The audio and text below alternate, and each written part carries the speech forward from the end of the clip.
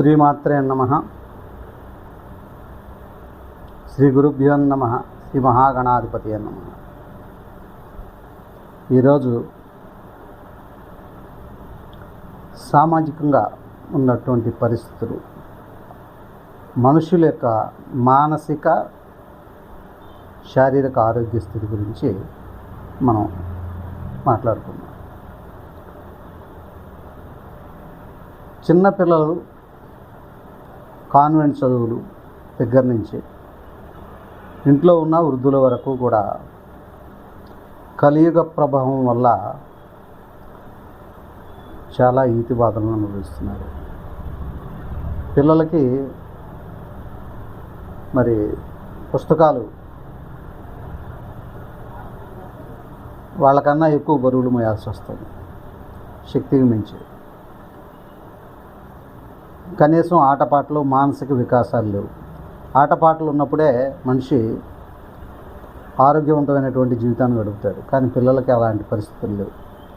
ఉదయం నుంచి నిద్రపోయే వరకు కూడా షెడ్యూల్ ప్రకారం వర్క్ చేసుకోవడం, హోంవర్క్, క్లాస్ వర్క్, ఇంకా రకరకాలైనటువంటి చదువుల పుస్తకాలతోనే వాళ్ళ యొక్క పుస్తకాల్లో తలకాయ పెట్టేస్తే బయట ప్రపంచం తెలియకుండా చదివిచ్చేసి, బయట ప్రపంచంలో కుటుంబం యొక్క విలువలు కూడా తెలియనటువంటి దుస్థితి ఈనాటి చిన్నారుల దగ్గర నుంచి ప్రారంభమైంది.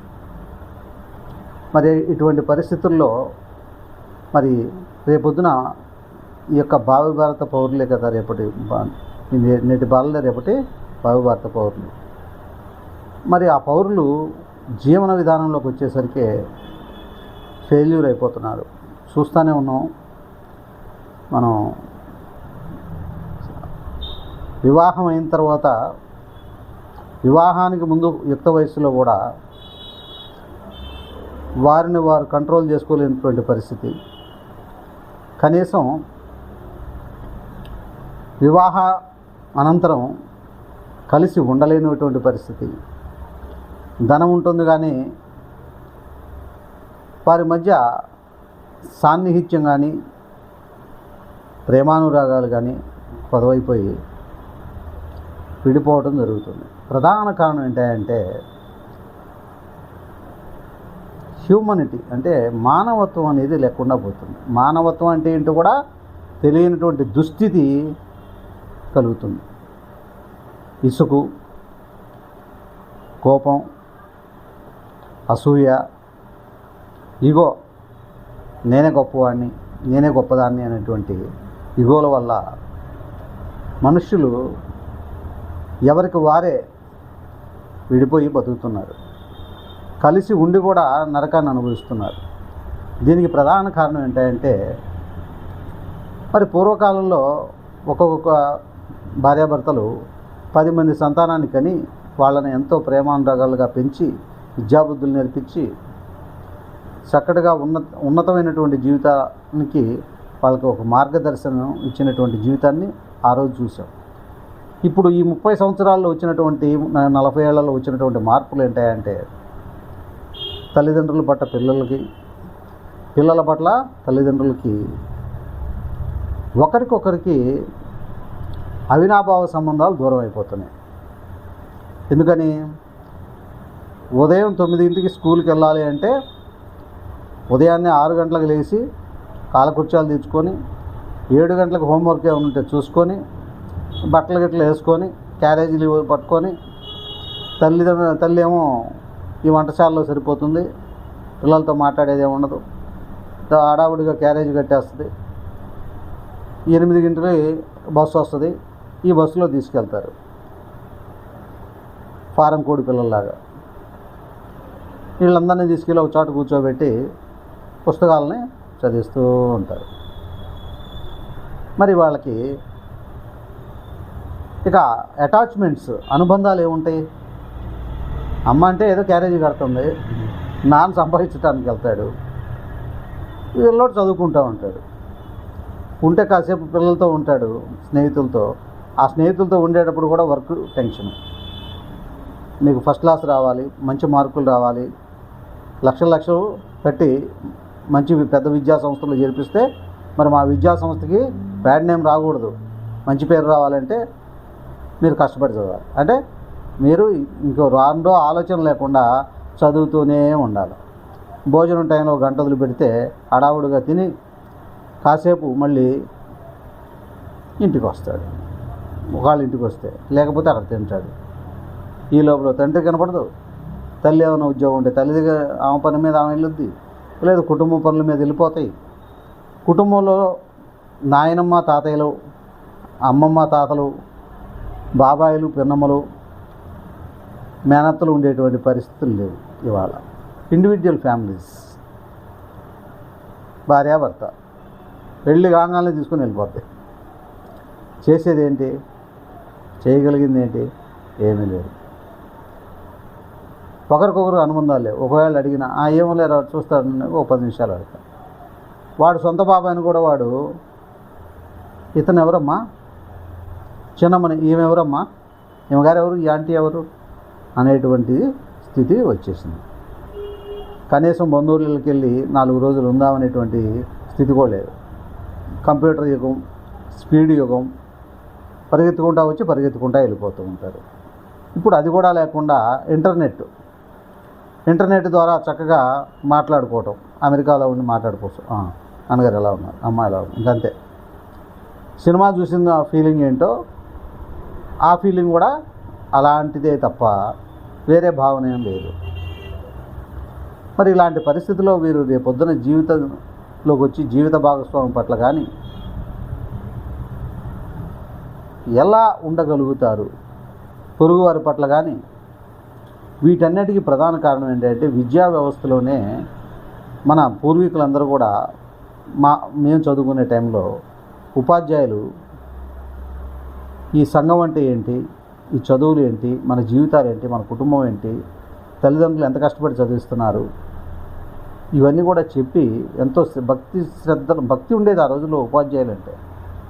ఇవాళ ఉపాధ్యాయుడు ఆయన ఫ్యాకల్టీ ఆయన ఫ్యాకల్టీ, ప్రొఫెసర్ కావచ్చు, జస్ట్ ఫ్యాకల్టీ, జస్ట్ అనమాట. గురువు అనేటువంటి గౌరవం అనేటువంటి పదం కూడా లేదు. విద్యా వ్యవస్థల్లో పనిచేస్తూ వాళ్ళ జీవనానికి వాళ్ళ స్థాయిని బట్టి వాళ్ళకున్నటువంటి మార్కులు, వాళ్ళకున్న టాలెంట్ని బట్టి జీతాలు తప్ప విద్యార్థుల పట్ల ప్రేమానురాగాలు ఉపాధ్యాయులకి లేవు. వాడి పని వాడు చేసుకుని చెప్పుకుంటూ వెళ్ళిపోతాడు గురువు. వినేవాడు అంటాడు, చదువుతాడు. లేదు ఈ కార్పొరేట్ విద్యా సంస్థలు ఉన్నాయంటే వాళ్ళని రాసి రంపాన పెట్టి చదివించి ఫస్ట్ క్లాస్ అనే ఒక పేపర్ మీద వాడిని బయటికి పంపిస్తారు. వాడు మళ్ళీ ఏదో కార్పొరేట్ సంస్థలో పనిచేయడానికి ఈ కంప్యూటర్లు పట్టుకొని వెళ్తాడు తప్ప ఏ అనుబంధాలు అనేటువంటి కనపడనటువంటి జీవితం గడుపుతున్నారు. ఇట్లాంటి పరిస్థితుల్లో మనం ఇవాళ ఏం ఆలోచించాలి, ఏం చేయగలగాలి చెప్పారు. అందుకోసమే మా హనుమాన్ గాయత్రి శక్తి పీఠం నుంచి ఈ యొక్క సందేశాన్ని ఏమని ఇస్తున్నామంటే, పిల్లల్ని హక్కున చేర్చుకొని వాళ్ళకి ప్రేమను పంచండి. ఆదివారాలు వచ్చినప్పుడు సెల్ ఫోన్లతో కాకుండా సెల్ ఫోన్లు పక్కన పెట్టి వాళ్ళతో ఆప్యాయత అనురాగాలతో ఉండండి. వాళ్ళ యొక్క మనోభావాలు ఏంటో తెలుసుకోండి, వాళ్ళ కోరికలు ఏంటో తెలుసుకోండి. మీరు ఇవ్వగలిగినంత ఇవ్వండి. తెలియ చెప్పగలిగినటువంటిది విషయాలు చాలా ఉంటాయి, అలాంటివి చెప్పండి. అంతేగాని ఒక మనిషి పెరుగుతున్నాడంటే, ఇప్పుడు కోళ్ళ ఫారంలో కానీ, మేకల ఫారంలో కానీ, గొడ్ల ఫారంలో కానీ ఒక గ్రోత్ లేదు, ఒక వ్యవసాయ పొలంలో వచ్చినటువంటి పంట లాగా కాకుండా మానవుడు మహోన్నతంగా ఆలోచించి మహోన్నతంగా ఈ యొక్క సమాజానికి ఒక మార్గదర్శకమైనటువంటి జీవితాన్ని గడపాలనేటువంటి ఉద్దేశంతో ఆనాడు సమాజం ఉండేది. ఈనాటి సమాజంలో అలాంటి కరువైపోయింది. దానికి తోడు గంజాయి లాంటి మత్తు పదార్థాలకు అలవాటు పడటం, నేరాలు చేయటం, హత్యలు, ఇలాంటివన్నీ కూడా చేస్తూ వాళ్ళ యొక్క జీవితాన్ని అంధకార బంధురంలోకి నెట్టుకుంటున్నారు. అదేమంటే మా తల్లిదండ్రులు మమ్మల్ని పట్టించుకోలేదండి, ఆ రోజుల్లో అలా జరిగిపోయింది. మాకు చదివలేదండి, మాకు చదువుకోమని ఎవరు చెప్పేవాళ్ళు లేరండి. చదువుకోమని చెప్పినా మా యొక్క స్నేహాల వల్ల మాకు ఎవరు చెప్పి మార్గదర్శనం చేసేవాళ్ళు లేక మా జీవితాలు ఎలా అయిపోయాయండి. కావాలని మేము ఇలా చెడిపోలేదు అని చెప్పిన వాళ్ళు మా దగ్గరకు వచ్చి చెప్తూ ఉంటారు. పాపం మేము రాంగ్ రూట్లోనే వెళ్తున్నాం, మా జీవితాలు ఇలా అయిపోయినాయి, మా జీవితాన్ని మేము తిరిగి సరి చేసుకోవాలంటే కుదరనటువంటి లోతైనటువంటి భయంకరమైనటువంటి ఊబిలోకి వెళ్ళిపోయామని చెప్పినటువంటి ఎందరో వ్యక్తులకి నేను ఒకటే చెప్తాను, మీ జీవితాన్ని మీరు మార్చుకోగలుగుతారు. మీరు మారండి. మీరు మారితే ఎందుకు కాదు? జైళ్ళలో పరివర్తన కోసమే శిక్ష వేసేది తప్ప వాళ్ళని చంపటం కోసం కాదు.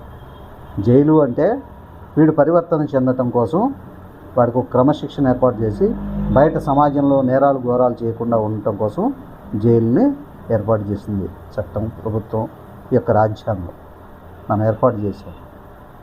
మనమే ఏర్పాటు చేసుకున్నాం. ఒక ప్రజాస్వామ్యంలో ఒక చట్టాన్ని, ఒక ధర్మాన్ని, ఒక న్యాయస్థానాన్ని, ఒక రక్షణాలయాన్ని ఏర్పాటు చేసుకున్నాం.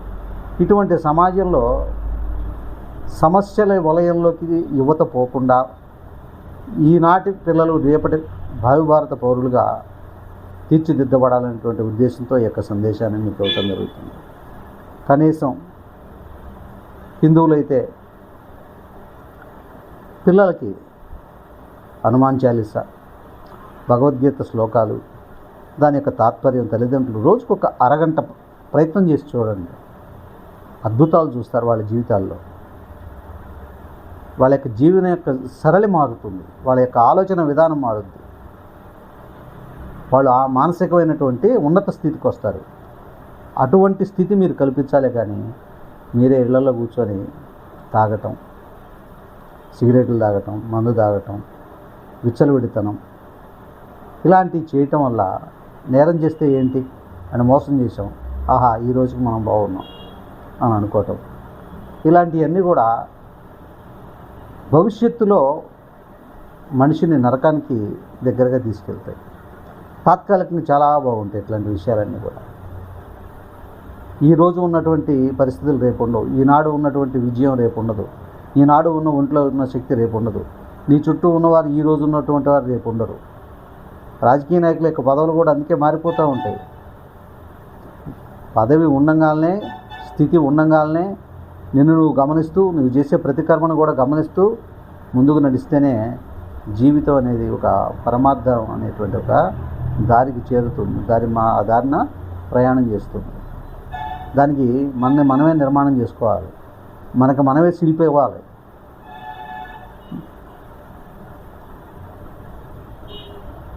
భగవద్భక్తి వల్ల, ధ్యానం చేయటం వల్ల మనిషిలో నెగిటివ్ ఆలోచనల నుంచి పాజిటివ్ ఆలోచనలకి మనిషి వెళ్తాడు.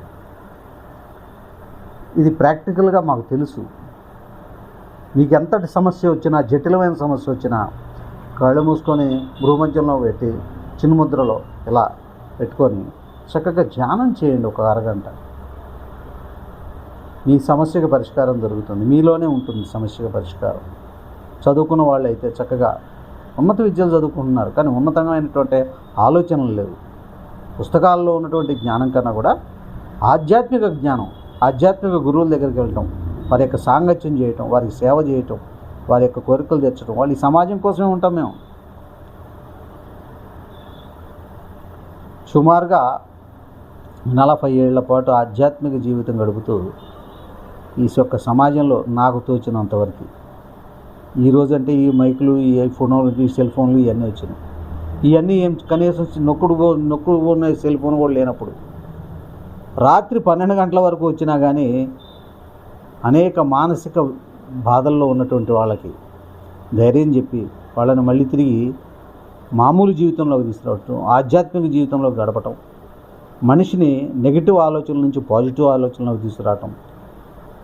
మనస్సు ఎప్పుడైతే మన ఆధీనంలో ఉంటుందో ఎంత పెద్ద సమస్య అయినా, ఎంతటి బాధ అయినా సరే చాలా చిన్నదిగా ఉంటుంది. అది మనమే సాధనతో సమకూరుది యొక్క ధరలోన. సాంగత్యం వల్ల కుదురుతుంది, పురాణ పట్టణాల వల్ల తెలుస్తుంది, ఇతిహాసాల వల్ల తెలుస్తుంది.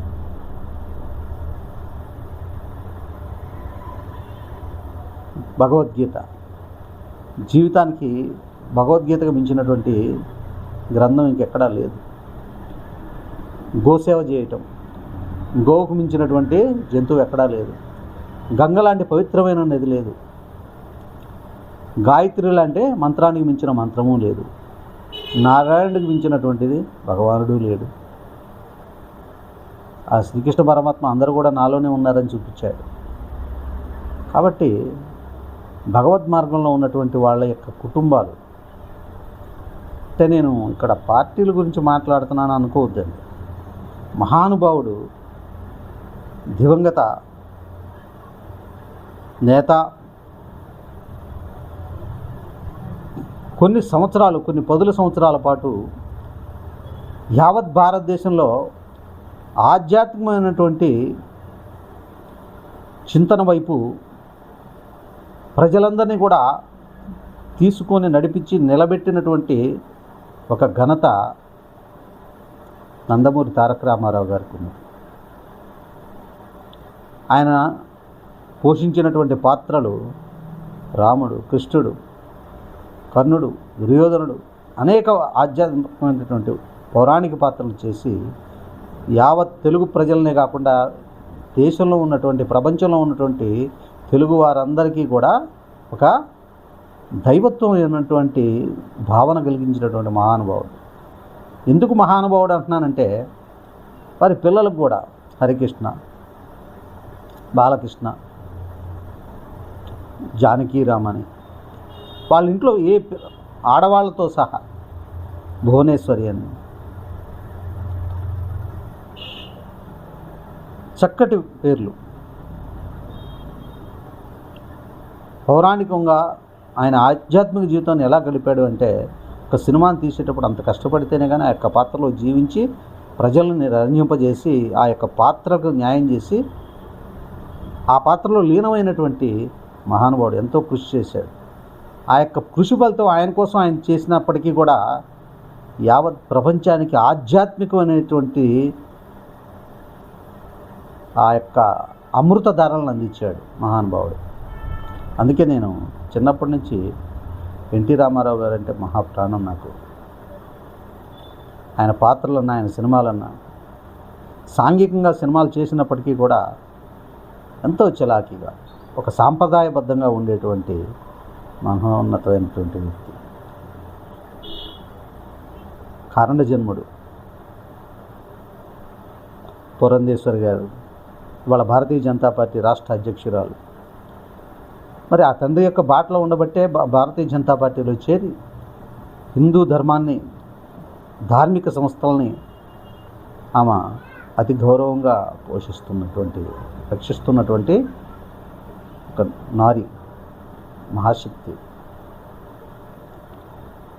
కేంద్ర మంత్రిగా చేశారు, ఈ రాష్ట్ర అధ్యక్షురాలుగా ఉన్నారు భారతీయ జనతా పార్టీకి.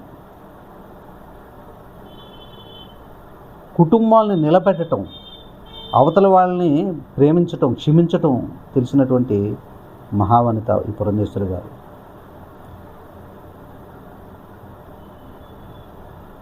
అస్సలు గర్వం లేదండి వాళ్ళకి.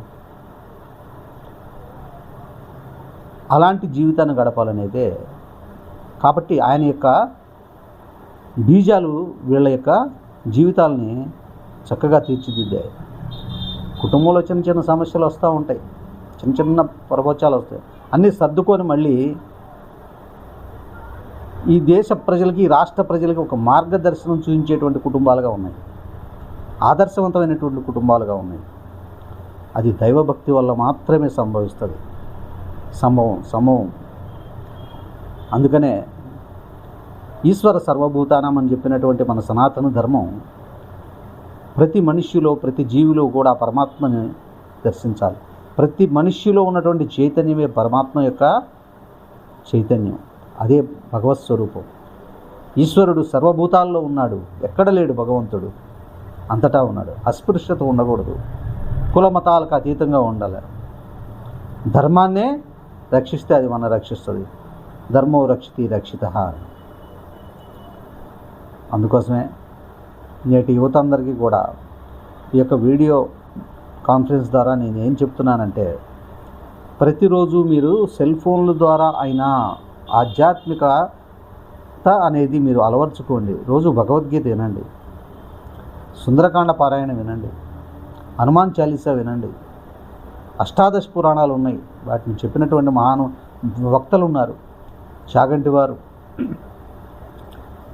గరికపాటి వారు, ఇలాంటి ఎందరో వారి జీవితంలో నిజంగా వారి యొక్క ప్రసంగాలు నేను విన్నప్పుడల్లా కూడా ఎంత ఆనందపడతారంటే వాళ్ళ యొక్క జ్ఞాపకశక్తికి, ఆ ఆధ్యాత్మికతలో వాళ్ళ యొక్క మునిగినటువంటి ఆ అమృత ధారలు వారు మనకి అందిస్తుంటే ప్రతి పలుకులో కూడా ఒక జీవత్వం, ఒక చైతన్యం, ఒక వెలుగు, ఒక కీర్తి, ఇలాంటివన్నీ కూడా కలగలిసినటువంటి ఆ యొక్క వాక్కులు పలికేటువంటి చిలకలు అన్నమాట. వాళ్ళు గాన కోకిళ్ళు అన్నమాట. కాబట్టి అటువంటి వారి యొక్క మాటల ద్వారా మనం విని మనం సరి చేసుకుంటూ ముందుకెళ్తే ప్రతి జీవితంలో ఏదో ఒక సమస్య వస్తూనే ఉంటుంది.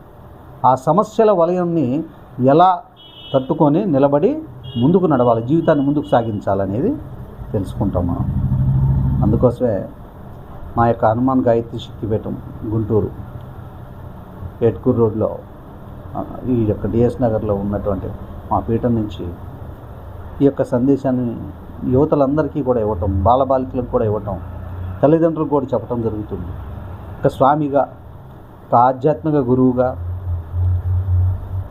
నేరస్తులు కూడా వస్తారు మా దగ్గరికి. స్వామి, మా జీవితం ఇలా అయిపోయిందండి, వారిని కూడా మార్చుకోమని చెప్తాను. రోజు ధ్యానం చేయండి, ఎదుటివారి పట్ల ముందు నెగిటివ్ థాట్ను మానేసి ప్రేమించడం నేర్చుకోమని చెప్తాను. పోలీసు వారు కూడా వస్తారు, వారికి చెప్తాను, ప్రతివాడిని నేరస్తుడిలాగా చూడకూడదు. మన ఆలోచన, మన యొక్క దృష్టికోణం మార్చుకుంటే సర్వం శుభం జరుగుతుంది. అనుమానిస్తే అంతా అనుమానమే, ప్రేమిస్తే అంతా ప్రేమమయమే. ఈ జగమంతా ప్రేమమయం, భక్తిమయం, దైవమయం, చైతన్యమయం. అందరిలో ఉన్నటువంటి చైతన్యాన్ని దర్శించగలిగేటువంటి దృష్టి మనం అలవాటు చేసుకోవాలి. సందర్భంలో రజనీకాంత్ గారు ఉన్నారు. నటుడిగా ఎంతో పేరు ప్రఖ్యాతులు ఉన్నాయి, కానీ అంతకన్నా గొప్పగా వ్యక్తిత్వం ఉన్నది. దాన ధర్మాలు చేయటం, వివాహాలు జరిపించటం, వచ్చినటువంటి ధనంలో కనీసం 80% దాన ధర్మాలకే ఉపయోగిస్తారు, కుటుంబం కన్నా కూడా. అంటే ఈ సమాజం అంతా తన కుటుంబంగా భావించి, ఎందుకంటే సమాజం నుంచి తీసుకుంటున్నటువంటి ఈ యొక్క ధనాన్ని తిరిగి సమాజం కోసం వినియోగించేటువంటి మహత్ గుణం ఎంతమందికి ఉంటుందండి? అలాంటి వారిలో టాటా అధినేత కూడా ఉన్నారు. కాబట్టి మన యొక్క స్థితికి మనమే కారణం. బిల్ గేట్స్ గారు ఆయన మామూలు మనిషిగా, అంటే ఆర్థికంగా ఏమీ లేనప్పుడు ఒక విమానాశ్రయంలో పేపర్ అమ్ముకునేవాడి దగ్గర పేపర్ అడిగితే ఇతని దగ్గర జబ్బులు లేవు సమయానికి. ఆ పేపరు వాడు అమ్మేవాడు, తీసుకోండి అండి, ఏం పర్వాలేదు అని ఇచ్చాడు దానం. ఆయన గుర్తుపెట్టుకొని చదువుకొని తర్వాత మళ్ళీ కొంతకాలానికి రెండోసారికి కూడా అక్కడికి వెళ్ళాల్సి వచ్చింది. మళ్ళీ రెండోసారి కూడా పేపర్ ఇచ్చాడు. అప్పుడు కూడా సమయానికి డబ్బులు లేవు ఆయన దగ్గర, బిల్ గేట్స్ గారి దగ్గర. ఆ తర్వాత కాలంలో బిల్ గేట్స్ గారు చాలా గొప్పవాడు అయిపోయి సాఫ్ట్వేర్ రంగంలో ప్రపంచ ప్రఖ్యాతి గంచినటువంటి ధనవంతుడు అయి ఉండి, ఆ వ్యక్తి అదే ఎయిర్పోర్ట్లో ఏమైనా పేపర్ అమ్ముతున్నాడని ఎంతో గాలించి ఆయన ఎక్కువ పట్టుకొని ఒక 19 సంవత్సరాల తర్వాత, అయ్యా ఆ రోజు నాకు పేపర్ ఇచ్చావు, నువ్వు నాకు గుర్తున్నావు, మరి నా దగ్గర డబ్బులు తీసుకోలేదు కదా, నీకేమైనా నేను సహాయం చేద్దాం అనుకుంటున్నాను, కాబట్టి నేను నీకు సహాయం చేయాలి, ఏం చేయమంటారు అన్నాడు. అయ్యా బాగానే ఉంది, ఆ రోజున నా దగ్గర పేపర్ అమ్ముకొని బతికే నేను పేపర్ దానంగా ఇచ్చానంటే ఎంత ఇచ్చుంటాను? రోజుకి ఒక 100 పేపర్లు అమ్మితే 100 అర్ధ రూపాయలు ఎంత? 50 రూపాయలు వచ్చింది. దాంట్లో పేపరు 2 రూపాయలు 3 రూపాయలు అనుకున్నాం. నేను సంపాదించే దాంట్లోంచి ఒక పేపర్ని ఇచ్చేసానంటే నాకు వచ్చిన ఆదాయంలో 3.5 రూపాయలు నీకు ఇచ్చేసా ఆ రోజున 50లో. ఈ రోజున ప్రపంచంలో ధనవంతుడు అయ్యావు కదా, మరి నీ ఎదిగిన స్థాయిలో నేను ఆ రోజు ఇచ్చిన స్థాయి నాది, అది ఇప్పుడు నువ్వు ఎంత ఇవ్వగలుగుతావు నాకని అడిగారు. అంటే నువ్వు ఒక 100 కోట్లు సంపాదించావు అనుకో,